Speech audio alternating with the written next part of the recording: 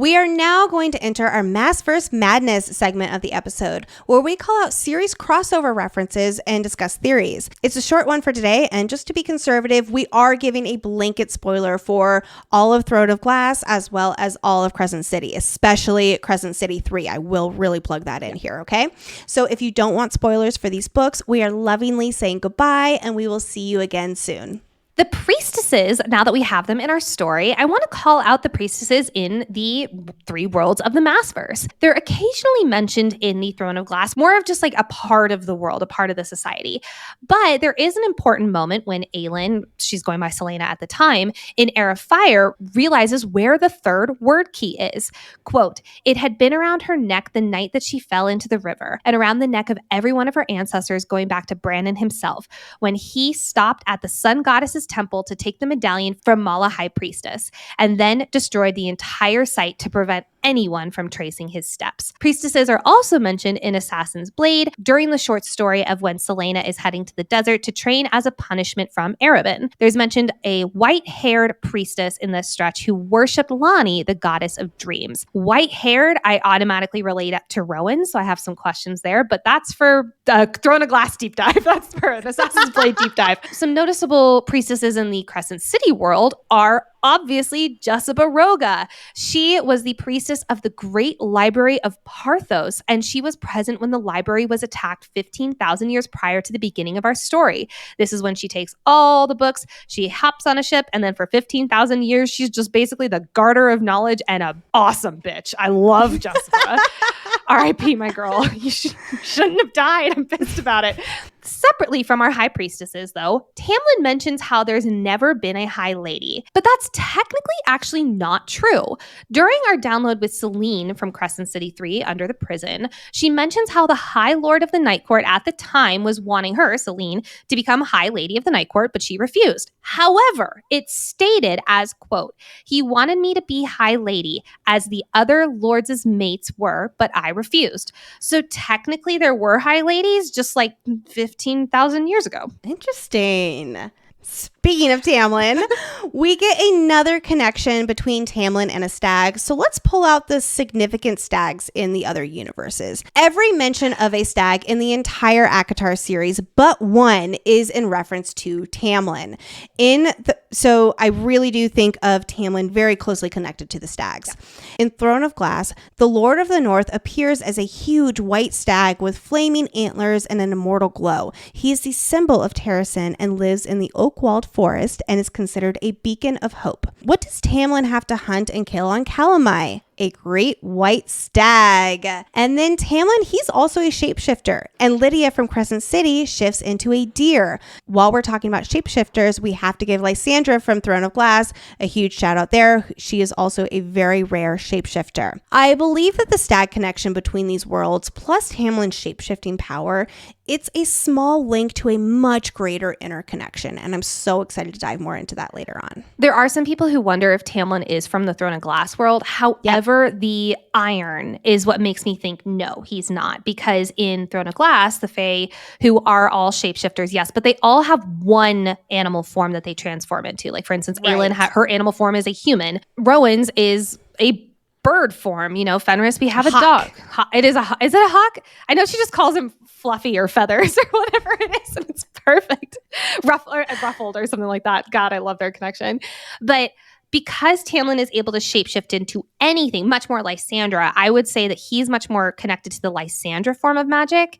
But because of the iron thing, I don't think that he's from that world necessarily. I don't think he personally is from that world, but I could definitely see. Well, no, because now we're getting really crazy here, because there's the Tog phase, and then there are the ACOTAR phase, and then Crescent City is where they all come together. Yes. So let's pull ourselves out of that rabbit hole right now. So I don't think that there is a I'll say a direct correlation or a direct connection between him specifically and any of these other worlds. But I do think that there is some symbolism here that does link all of those together, and his shapeshifting as well as the stag are among those. Absolutely.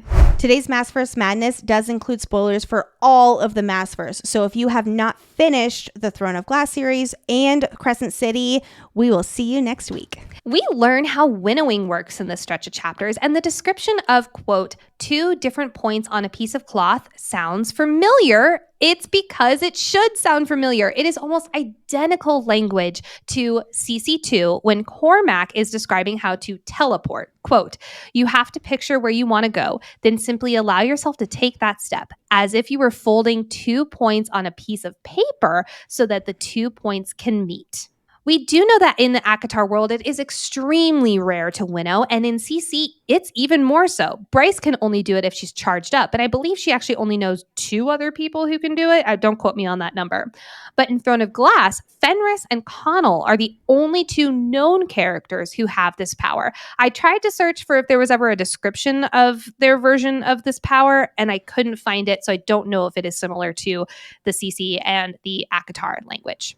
The tithe fairies, quote, as the next fairy, a goat-legged fawn bearing what looked to be a basket of mushrooms. Hello, Juniper race of fairy. That's awesome to see her. Not her specifically, but a similar race as her. So it is important to know that when the Daglin moved to being the Asteri in Midgard, she is the race of fairy that came from the ACOWAR world rather than the Throne of Glass world, we can assume, based on this description. But speaking of the tithe, there is also another tithe. When the Daglin ruled Prythian, Selene mentions how there was a once-a-year tithe, which is offering up the kernels of power as tribute. Obviously, they did not have a drop in the Daglin rule of Prythian, so this was their version of the drop in order to feed the Asteri. Today's segment is going to focus on all 3 Crescent City books and up to Empire of Storms. First up, is it possible that Cormac is also a shadow singer? Because in House of Flame and Shadow, Bryce is observing Asriel and, quote, could have sworn shadows wreathed him like runes, yet wilder, the way Cormac's have been. When Cormac appears in Crescent City 2, Rune Dannon knew 3 things, and number 1 is, quote, he wasn't looking into a portal of hell after all. Shadows swirled there instead. Familiar, whispering shadows. Also, it is repeatedly mentioned throughout the book that Cormac's shadows are trailing up and down his arms, wrapping around him, unlike runes that are closer to Rhys's power of night, shadow-esque. If Cormac is a shadow singer, odds are that he is a very unpracticed or untrained one, considering that we never really learn about these abilities beyond little hints here and there. And boy is dead now, so we're probably not ever going to learn. Those in Avalon have the parasite too, though, right? So he was infected with it, which limited his powers. I wonder if he had been at full power, would his shadow singing power be stronger and possibly more refined? Yes. Shall we get into some Amren theories? Oh, let's just start scraping the surface. By the way, friends, like there's so many Massverse references as we continue on with the ACOWAR series. We're going to do our best, but these are not the bulk of the episodes. So we're going to just tease them out episode by episode.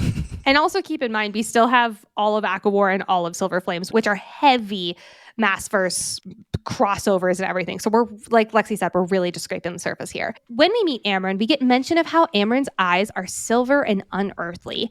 I was curious about other silver eyes in the Massverse, and I could only find one, which was Erebin.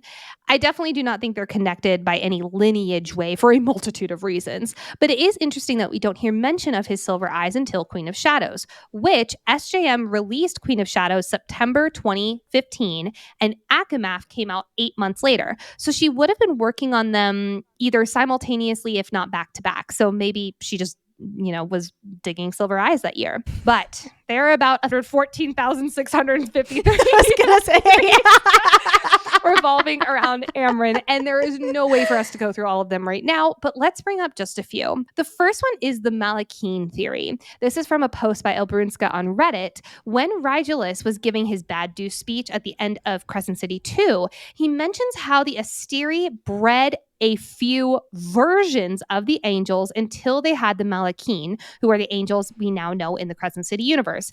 The Malachim, spelled differently in Hebrew, means angels or messengers. Side note, when Cassian asks Amren in ACOWAR what she is, what does she say? A messenger. Amren mentions how she was bred not to feel emotion. Bred is a really interesting word choice here, especially when she goes on to say that the Lord and her father was a wrathful god who ruled over a young world. Rigulus, the Asteri? We don't know, but I'm really curious to find more out about that. We'll go much more into this particular theory at a later date because on the same Reddit article, Emmy Ego, who I'm pretty sure we quoted in our Empyrean coverage with a signet theory. Basically, Emmy Ego, you are on another plane of intelligence. Thank you. Emmy Ego mentions the seraphim theory. The seraphim are a type of Old Testament angel. There's pulling it back to what Lexi was saying earlier, but they are also known as fire angels. But the seraphim are also thought to be dragons. What does Reese compare Amren to earlier? A fire drake, aka the German lord dragon who hoards their possessions. As Amren emerges from the cauldron in ACOWAR, she is, quote, light and fire. Feyre goes on to think, quote, and I could have sworn I saw great burning wings, each feather in a similar ember spread wide. I could have sworn a crown of incandescent light floated just above her flaming hair. Emmy Ego also had pointed out that on the House of Sky and Breath book cover, it is supposed to be Hunt, aka someone who's an angel. What's on the center of his chest? A dragon. We bow to you, Emmy Ego. When describing the Deatti, we learn that they are rare and only appear as the mother wills it. We do know about another Deatti in the Massverse, Rune Danon. In the Crescent City world, it's a limited form of telepathy known as mind speaking. So they're able to talk into each other's minds, but they can't read minds or control minds in the same way that Reese and Feyre can here. It is considered, like I said, a very rare gift. Rune inherited this from his mother, and it is an ability among Avallen Fae, which his mother is descended from, though her family defected from Avallen's court. But Lydia can also speak to others, like Rune, with this mind connection. Let's move on to Azriel's dagger, aka Truth Teller. Again, another one we are just scraping the surface of today. I have a very short question about Azriel's emotional support dagger, and that is, it is described as, quote, it's dark scabbard embossed with a line of silver runes I never seen before. Silver runes gave me some pause. Feyre later calls it Illyrian runes, but I do wonder if it's another form of word marks. We do know that the Book of Breathings is in word marks, so I'm leaning towards no, but anytime runes come up, I'm like, word marks, fuck! I think that it is that ancient Fae language. Remember back in the mural in ACOTAR, and the cauldron is pouring its contents out, and it's like this ancient Fae language that we were initially talking about being that ancient Fae language. That's what I assumed here. But would it be Illyrian? That's only what Feyre thinks. True. That's true. I think that is our unreliable narrator telling us that, when really, let me just get into the story here about Truth Teller. Truth Teller is the twin to Gwydion, and they called to each other, made together with the cauldron's powers. So they were literally made, not necessarily specifically by the cauldron, but with the cauldron's powers. When they are near each other, Truth Teller glows with dark light in response to Gwydion's white light. Gwydion is also known as the Star Sword and was taken to Midgard. So these two twin weapons were separated by worlds, one in the ACOTAR world and the other in Crescent City, which is how Bryce ended up with the Star Sword. And then when she traveled to the ACOTAR world, she brought it with her, and then she borrowed/stole as is Truth Teller so she could keep these two weapons together. Because together... Well, hold on here, because together they have the power to help defeat and overthrow the Daglin, aka the Asteri. You know what else and did? Nesta. You know who killed a Daglin right in front of her? Nesta. It's fine. Everyone, please go listen to our CC3 reactions for the full rant.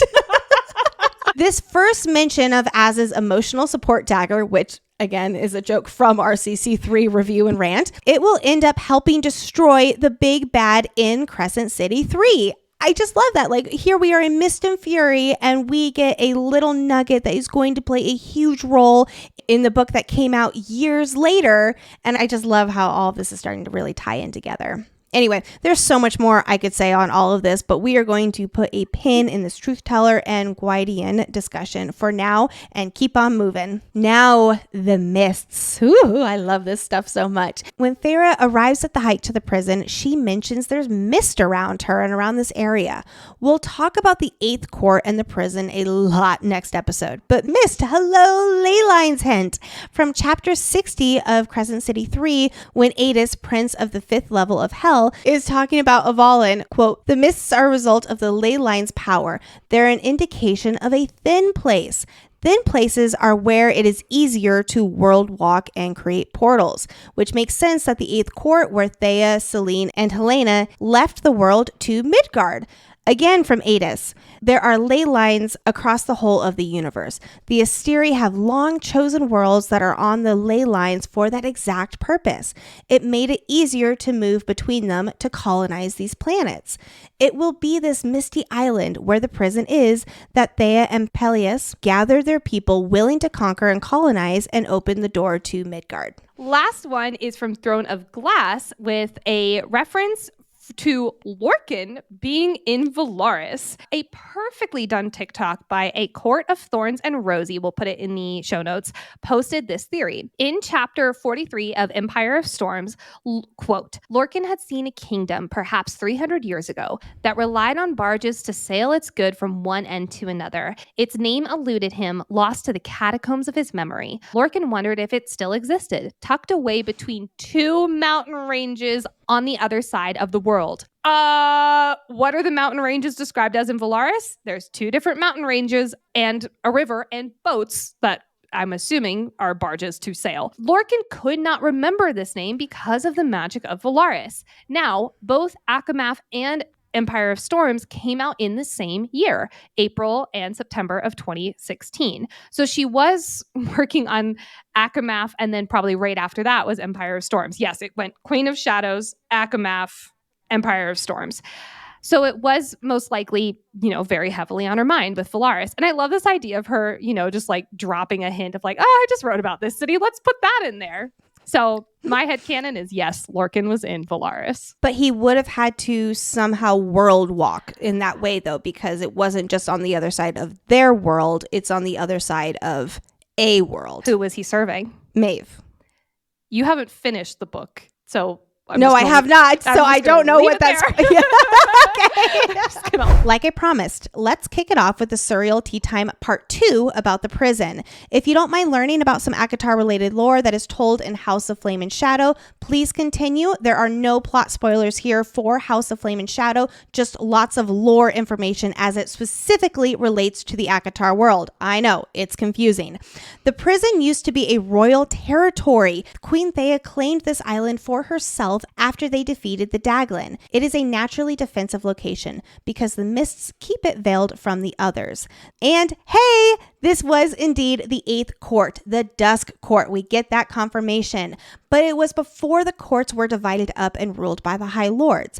The island had a soul that blossomed under Queen Thea's care, nurtured by the Dusk Court she built there. But then Thea and her people left to Midgard, and when Selene returned, their home, the island, the Dusk Court, had been left empty since they vanished. The other Fae of Prythian thought it was cursed after the Dusk Fae left, so Selene made it truly cursed. She damned it all, so only the dungeons remained far beneath the mountain.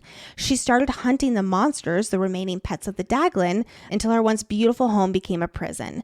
Quote, until even the lands were disgusted by the evil she'd gathered, that the islands shriveled and the earth became barren.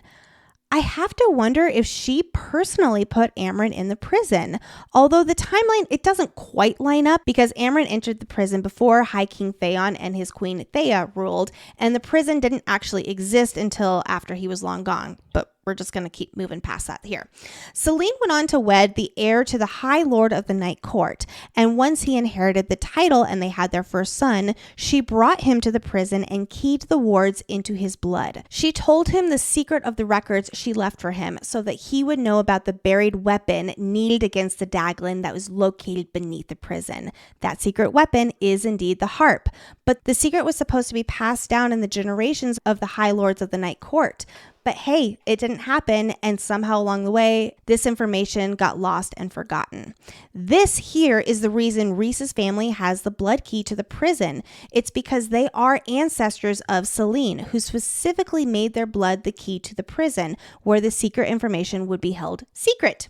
I'm not entirely sure how Mora's family ruling the Night Court ties into this timeline, since she does not possess the same attributes or appearance as Selene and Rhys, but they are related, so another thing we're not going to touch on here right now. And that, my friends, is the full story about the prison. Yay, Lexi! Okay, that concludes part 2 of today's surreal topic. The next part of this Massverse madness is still House of Flame and Shadow, but there is going to be a plot spoiler in the mix of this. So I'm saying all of this to be super, super safe. Okay, I'm now diving in. The Bone Carver mentions that the cauldron fell into the wrong hands and great and horrible things were done with it. Things were forged with it, wicked things, and the cauldron was stolen back at great cost. We already talked about how the Dread Trove, Gwydion, Narbin, and Truth Teller were forged from it, but let's discuss those wrong hands it fell into. In Celine's big download in House of Flame and Shadow, she says that upon arriving to their world, the Daglin, aka the Asteri, captured it and used their powers to warp it. They turned it from what had been into something even deadlier. It was no longer just a tool of creation, remember the cauldron created this world, but also of destruction. The Daglin, aka the Asteri, they produced the Dread Troves with the cauldron. And somehow, Fionn and Thea had made these weapons, and that is why these weapons answer to their power.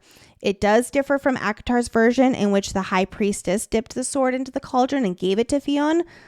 I'm sorry, everyone. I don't know exactly who made it. It's a little bit unclear. Anyway, the Fae fought the Daglin, aka the Asteri, using the Asteri's own weapons, and they won. And these are going to be the same weapons that Bryce will use to defeat the Asteri once and for all. Someone sent us a DM the other day being like, I feel like you guys are going to have a PhD in Massverse by the end of these books. And you know what? I agree. So funny because we're really learning as we go. We did not have all this information beforehand. We knew kind of the general ties, and then we just, I'll say, know where to look. And we still don't get all of it, but man, it is a PhD. It really is. Let's just put it this way. Thank God for the ebook function search. Oh my gosh, yes. Truly. All right, now let's move into our Throne of Glass discussion, which is just going to be a blanket for the whole Throne of Glass series Massverse crossovers. So, who is the Weaver? There is a theory outlined by the Random Phantom Gal that the Weaver is the three-faced goddess that is in both Crescent City and Throne of Glass. A few supporting points include the three-faced goddess is Mother, Maiden, and Crone, which does kind of describe the Weaver with her young, supple body, voice sweet and beautiful, and skin that's wrinkled and sagging and dry. The three-faced goddess also had a loom, which, duh, the Weaver does too. The ancient Fae actually did think that the Weaver was a god and they worshipped her. So there's that literal sense as well. When the Bone Carver talks about himself and his siblings, including the Weaver, he draws 3 overlapping interlocked circles. This is the same symbol as the Eye of Elena, a witch symbol of the three-faced goddess, which, by the way, if she's not the three-faced goddess, she could be a witch as well. Well, on that same note, there is another theory that the Weaver is Vogue, but it also would work if the Weaver was a witch, considering Manon is also part Vogue and along with the other witches. When Feyre throws the chimney brick down on the Weaver, black blood sprays. Alarm, alarm, alarm moment. Book nerd Bree made a comment on a Reddit post that we know the Weaver, like her sibs, are the gods of death. And Maeve is also a descendant from a god. Could Maeve be a very long descent from the Weaver?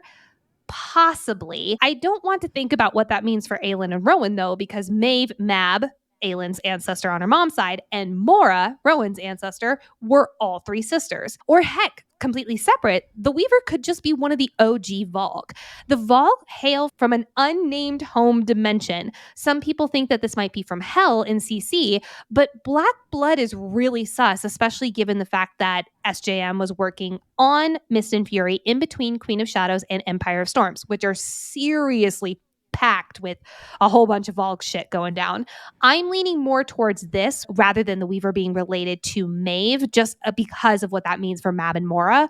But I love the idea of the Weaver being one of the OG Vogue. Now, would this mean that the Bone Carver and Coast J are also Vogue? Possibly, probably, but also if Maeve is Vogue and Mab and Mora weren't, it doesn't necessarily mean that because one sibling is Vogue, the others are too, just depending on what magic you do. We're not going down that rabbit hole. That's way too much lore. We've already done enough. But I love this idea about the Weaver being one of the OG Vogue. I love this idea about the three-faced goddess. Could it be one and the same? Yes, absolutely. I love could be. that. Yep, it could be. While we're talking about who's who, there is speculation that the Bone Carver is the god of truth based on the Throne of Glass world, or at least they are symbolically parallel. Maureen's wife on Tumblr outlines the similarities. Among them are, in Queen of Shadow, Adian reflects that the god of truth seemed more like a sin eater, and people were supposed to write their horrible sins on the bones of other sinners.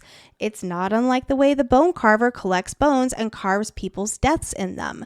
This god of truth from Queen of Shadow is the figure that the Temple of Bone is dedicated to, where people come to confess their awful truths upon the bones of other sinners. Well, Feyre comes and confesses some of her painful truths to the Bone Carver. So very cool similarities. I don't think that he specifically is that same god of truth, but I love, again, that symbolism between the two. Well, and again, the timelines. She was working on Queen of Shadows and then immediately went into Mist and Fury, if not working on them a little overlapped while she was doing edits for Queen of Shadows. This is why she's a brilliant woman. Like, how do you keep all of this shit in your head? Does she just have a major wall, or her Bible for the Massverse must just be insane? Talk about needing the e-search functionality. What I wouldn't give to get my hands on that. Do you know how much easier these outlines would be if we had our hands on that Bible? Oh my God. Well, we're going to put a pin in all of that right now. Again, remember, friends, we are only on episode 4 of ACOMAF. We have a whole lot more to go, and we are just starting to scrape the surface of all the Massverse madness stuff. Today is featuring the entire Massverse, so spoilers for all of Throne of Glass and Crescent City books. Let us dive into our second popular theory around Mor. Is Mor a witch? OK Scientist 69, nice, posted on Reddit. There are a number of similarities between Mor and the way that the witches of the Tog series are described.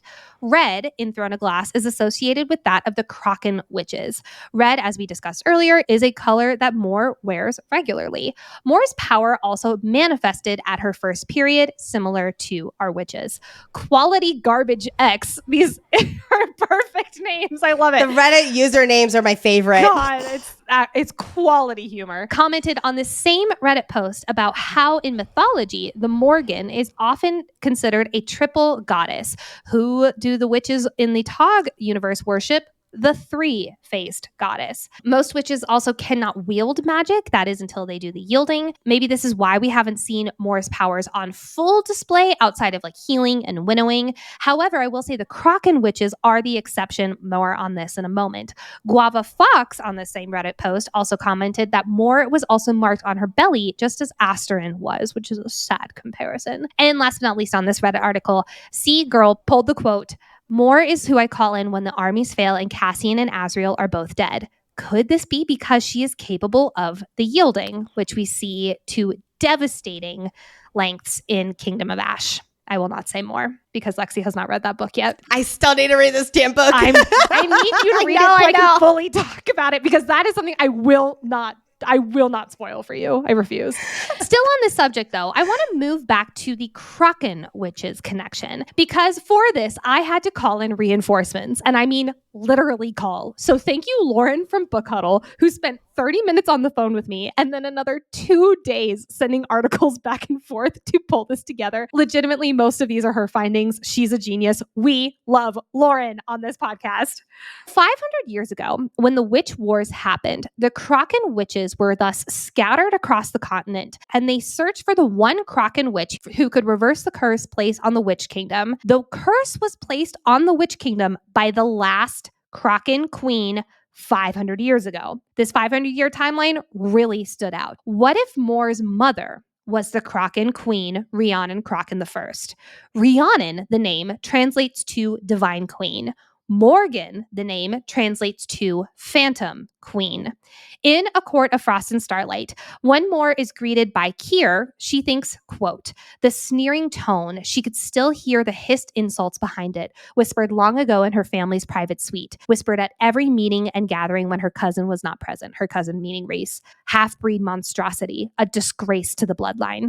We of course assume that they're talking about Rhys, yes, but could they also be talking about Mor as a half-breed monstrosity of a witch and a high fae? At the end of this book, the Kingdom of Hybern says to Mor, quote, what a mighty queen you are. And Mor slowly backs away at these words. That could tie back into her power and her name literally meaning Phantom Queen, or it could tie into her blood lineage through the Kraken line if her mother was the last Kraken queen. Other notes on the Kraken, they are known to be peaceful and beautiful, taking much more after their Fae ancestors rather than their Vogue. Because they take after their Fae ancestors, this also means that they are able to use more magic. For example, Rhiannon Kraken II, who Manon kills, she inherited magical abilities unique to the Krakens, one of which being able to glamour. But what if other magical abilities unique to the Krakens include truth? Rhiannon Kraken I in the Witch Mirror flashback is described as looking just like Manon, of course tying us into what happens to Manon in Kingdom of Ash. But she, Rhiannon Kraken I, has a crown of stars in this flashback, a symbol we highly associate with the Night Court. This is only part one of this crack theory and will be continued when we get to the Veritas Orb, because Lurin sent me something that quite literally blew my mind. I will tell you off air, Lex. And here are my personal thoughts on this theory. I love this. I think it would be a really powerful way of tying the Tog world and the ACOTAR world, especially. There might be some things that we find, especially as we go through ACOWAR and stuff like that. And especially for a character like Mor, who is more mysterious. And I think that it would be just so cool if it ties those two worlds together. So now a few more quick Throne of Glass and Crescent City 3 things. Feyre notes how Velaris is misty. Now you might be like, well, that's just the weather. Hold on. We've discussed the mist around the prison, but the mist in Velaris is very important given that it's one of the first things Bryce notices when she arrives. And we have to wonder, why does Bryce arrive in Velaris in the first place instead of one of the other nearby thin places like the prison? We learn in CC3 that mist equals thin places that are easier to travel to. So while we have never gotten a direct comparison about Velaris being a thin place, this is something to really and truly be on the lookout for, because there are a lot of little pieces that are falling into place here. In Rhys's darkness is what you make of it speech, he says that there is the darkness of assassins. I love this subtle nod to Selena Sardothian and her morally gray nature as a protagonist. As our crew frequents Rita's, you also cannot help but think of Azriel loving most of Bryce's music from the bonus chapter of CC3. Azriel is described as being on board with the, quote, pulsing thumping of club music. He's asking her again to play the, quote, pleasure hall music. It does make me wonder what kind of music they play at Rita's, because if the pulsing club music that Bryce shows him is something he's like, oh, this is fun and interesting, but what do they play at Rita's? The piano version of the unsu, unsu, unsu, unsu, unsu. I don't know. It's the violin version of Get Low, actually. Friends, all right, friends, we need to stop this right now. We are getting delirious. Today, we are discussing Crescent City and Throne of Glass lore. So if you've only read ACOTAR before you leave, next episode, we will be covering chapters 38 through 43. And of course, if you want more Fantasy Fangirls, please do join the Patreon party. It is so helpful. You can also follow us on Instagram and TikTok at Fantasy Fangirls Pod. Side note, yes, next episode is the throne scene, and I'm so excited. I cannot wait. You can also rate and review the podcast. This is one of the best things that you can do for any and all podcasts that you listen to, and it takes 2 seconds. And the most important thing, the cream of the crop, if you will, please share this episode with your fellow ACOTAR and ACOMAF friends. All right, we are now entering our Massverse Madness segment of the episode, where we call out series crossover references and discuss theories. Today includes spoilers for both series, Crescent City and Throne of Glass. So if you have not finished those series, we will see you next week. Lead being the tomb of the Asteri. We mentioned earlier this quote, lead to keep the full force in, to preserve it. They used to line the sarcophagi of the great rulers with it because they thought one day they'd awaken. Immediately, if you're like me, you thought of the Asteri, who Bryce found in Crescent City at the bottom of the prison in Prithian. But alas, that tomb, I guess is a good word for it, was not made of lead. It was instead made of crystal. So I don't know if Amren's talking about a different great ruler, like Lexi mentioned earlier, or if this is just a forgotten lore point in the Massverse, which honestly either is possible. I was like, oh my gosh, I bet it was the Asterian. I bet she was in a lead tomb. And then I went down to the Massverse Madness and it was like, nope, you already looked up and it was crystal. And I was like, oh. Right? I was like, I thought it was going to be a different answer. I thought it was going to be the same thing, but alas, nope, it was crystal. Here's just a tiny one. In one of the summer court troves, Feyre sees dresses woven of cobwebs and Starlight leaned against one another. These dresses of cobwebs immediately made me think of spider silk in the Tog universe. I have no idea if that's right, but that's what it made me think of. I was thinking the exact same thing, and that was my moment of, oh my god, I bet this is the spider silk, and I went down to the Massverse Madness, and you had already put that in there, so I love it. It's the same thing where we both literally wore Hawaiian shirts today without talking to each other about it. I love it. Last but not least, the whorls on the door into the temple. On both of the doors into the chamber for the Book of Breathings, there are carved whorls along the door. Feyre activates both of the doors using her Tarquin fingerprint magic, but after the doors close and all hell breaks loose, Amren is the one who heats the metal and, quote, swirls and whirls radiating out through it as if they were a language all her own. So, are these word marks? However, we also get another mystery language in this episode with the Book of Breathings that I was under the impression were word marks. However, we know these two symbolic languages are not the same because when Amren sees the symbols on the door, she's like unfazed, not surprised. But when she sees the language in the Book of Breathings, she goes wholly still at the Lashon HaKodesh, aka the Holy Tongue. This is also the same language that is tattooed on Bryce's back with "Through love, all is possible," which many people believed were word marks. However, none of that is confirmed canon. So which of these, the door and the Book of Breathings, which of these are word marks, if either of them even are? To answer this, I went to our Massverse Madness Master List channel on our Discord. Yes, it exists, and it's probably one of my favorite channels on there. So huge shout out to the hive mind of people who helped me with this. I love you all. Thank you, thank you, thank you. Here is what we know. Amren said the Lashon HaKodesh is no language of this world. The Daglin/Asteri created this language, which we learn from Rigelis in chapter 96 of A House of Flame and Shadow. This was created from their home world. So Amren says that it's not of the Prithian world, and Rigelis says it's of their home world. So we can assume that this is the Tog world of Aurelia, which is the Asteri's home world.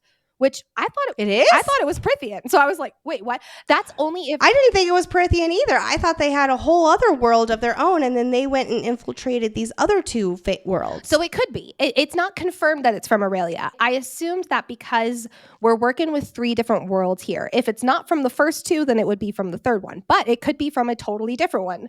Maybe the main point of Twilight of the Gods. We have no idea. We also know from the Underking in CC3 that when Ethan is talking to him about the Shifter world, which his line of Fae hailed from, quote, this is, oh my God, this gave me chills, quote, the cauldron of life, brimming with the language of creation, Erd, they call her here, the bastardization version of her true name, Word, we called her in that old world. So Word equals Erd equals cauldron/the mother. Which I didn't know until this episode of the deep dive, which I'm a little ashamed to say because that's like a huge Massverse moment. So these are obviously 2 different languages, like I mentioned earlier. And if the mother Erd word created word marks, which based on the name alone, word marks from word, that makes sense. Which would mean that the Book of Breathings is not in word marks because the Daglin/Asteri created the language that the Book of Breathings is written in. So because of that, I'm inclined to think that the swirls and whirls on the doors that Amren activates with heat press magic, basically, that is word marks in here in our ACOTAR world.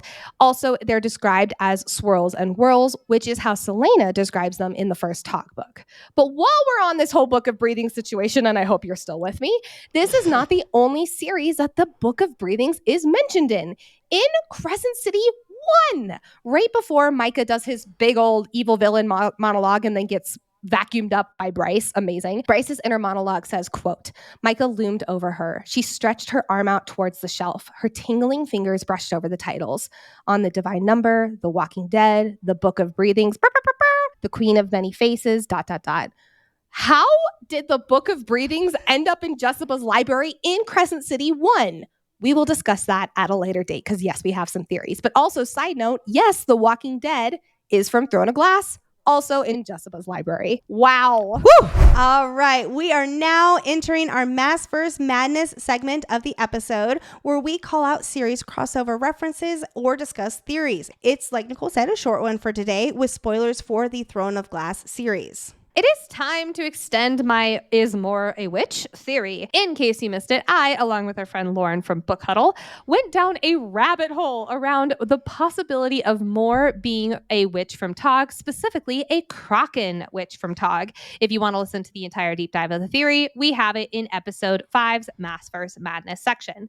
But it is time to extend that theory with the Veritas Orb. This is full credit to Lurin because she's incredible and she caught this and she texted it to me and my mouth just dropped open. Moore says, quote, "This is the Veritas, the gift of my first ancestor to our bloodline."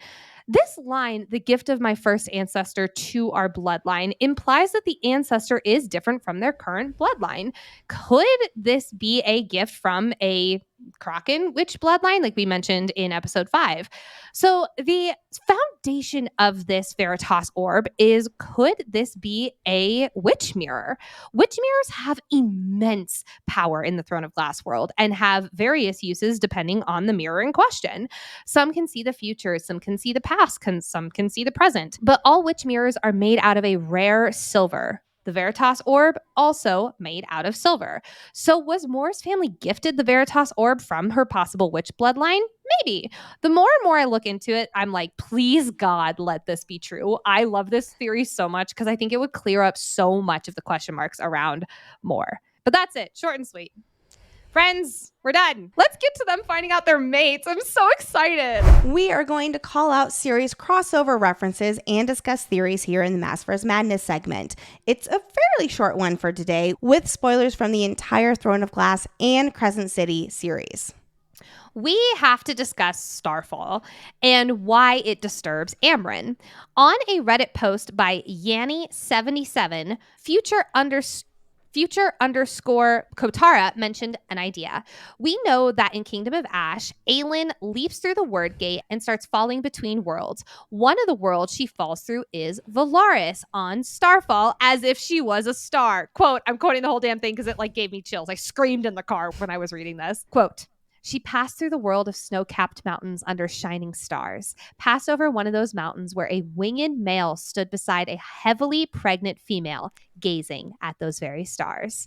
In this scene, Aelin flings her hand out in a plea to help slow her down because she's zooming by all of these worlds, and Rhys snaps his head up to look at her and blasts night slowing power in her direction.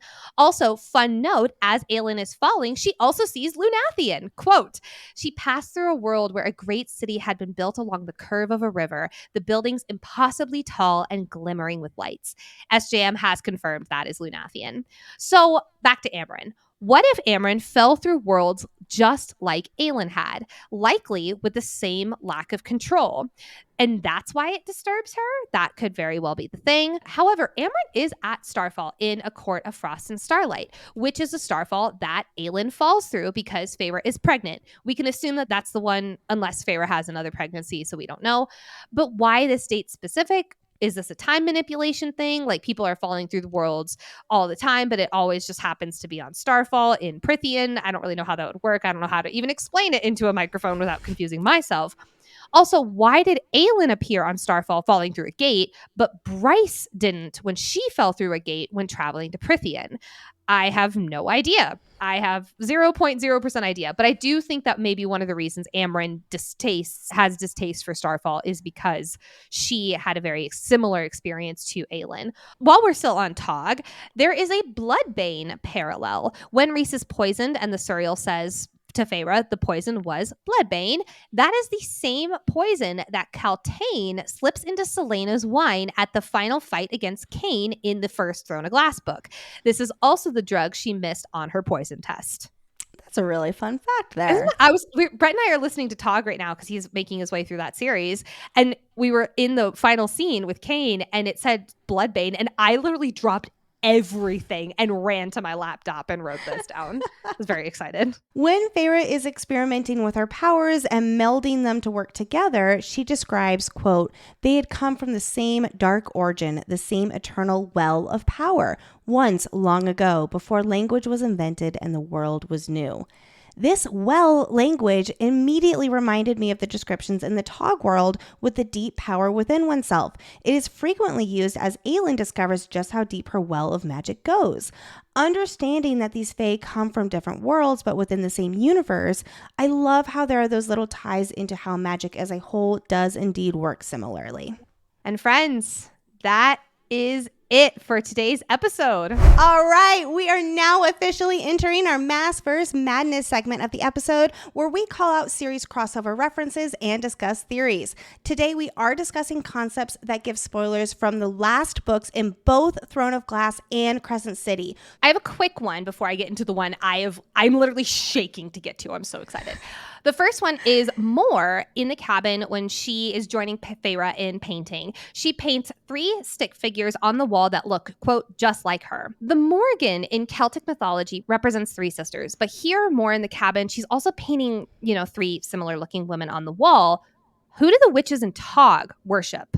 The 3-faced goddess. So I do wonder if that is more of a witch parallel with Morgan, or if it's more of a nod to Morgan in Celtic mythology and her roots there. But I like to think it's a witch nod because I'm so sold on that theory. I can't even tell you. Now, we need to talk about mating bonds in the other Massverse series.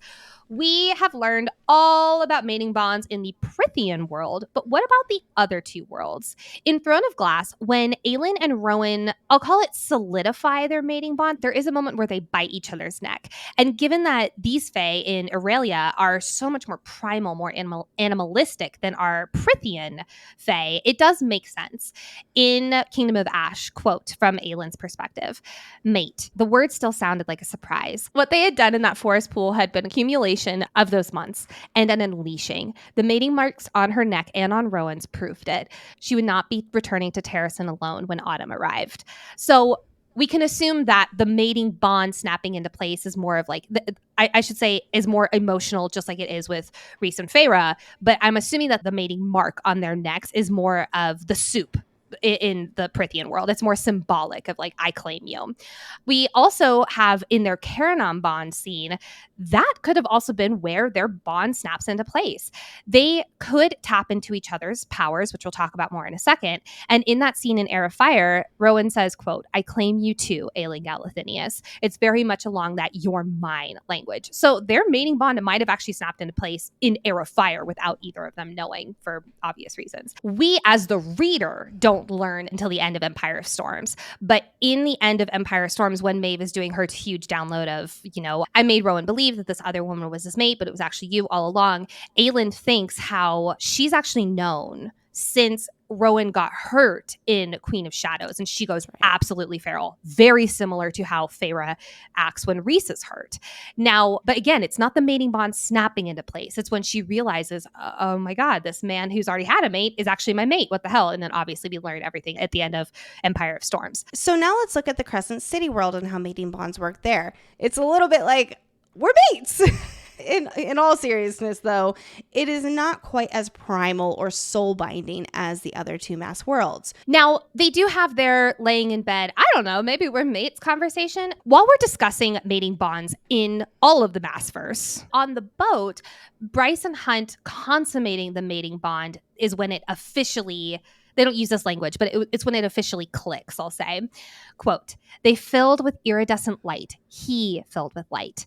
They both fill with light of the starborn Fae," which got me thinking. Actually, not thinking. I legit gasped reading this part of the book, so much so that Brett was in the kitchen and I was at the counter, and he turned around like he needed to fight a bear for me. Like he was so afraid that something happened. In chapter 55 of A Court of Mist and Fury, Feyre glows, quote, "warm white like the sun, like a star." And Rhys is a descendant of Thea, the starborn Fae line. Could this glow technically be a gift from Rhys? The like a star language is so interesting here. From Celine's download in House of Flame and Shadow, she had a son with the High Lord of the Night Court, aka her mate, and she bound that son to the Dusk Court prison. Quote from Celine, "No one knew that infant who sometimes glowed with starlight had inherited it from me, and that it was the light of the evening star, the Dusk Star." When Feyre asks Rhys if her glow was from the Day Court, he says, quote, "I don't care." Now, it's not like, I don't care. It's like, I don't care. I'm so in love with you right now. That's not on my mind. He doesn't confirm it. So when Feyre says about Helion and ACOWAR, quote, "His powers that made me glow whenever Rhys and I were tangled with each other, and every heartbeat ached with mirth." This also just might be her assumption, because later in chapter 55, Feyre thinks, quote, "I think the light pouring out of me might have been starlight." I think these are Rhys's powers. I don't think these are Helion's.